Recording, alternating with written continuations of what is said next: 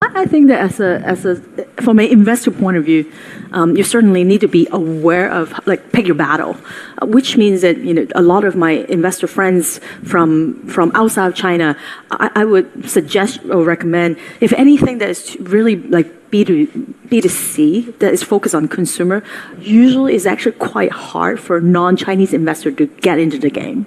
Because gaming, for example, right, is really not about just like a fun game. It's about operating a game.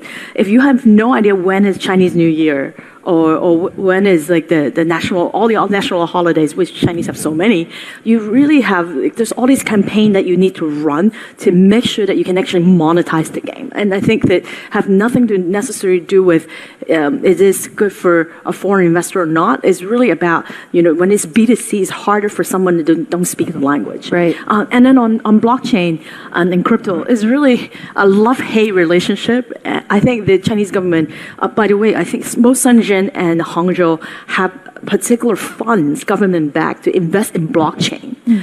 What Chinese government not endorsing is the crypto part of the thing, which is challenging the fundamental of financial systems. You see a lot of really interesting use cases for blockchain, logistic, healthcare, trade finances. I think the Hong Kong Monetary Authority actually launched the trade finance system using blockchain. So you certainly see a lot of really great examples that can use blockchain for deployment. Well, I was going to ask you, do you have any examples of blockchain companies, or the type of companies that you would be looking at that you think would have potential in China? I think certainly more on the enterprise side of the house. So any sort of enterprise can potentially use sort of the trustless, decentralized data architecture that could be really interesting.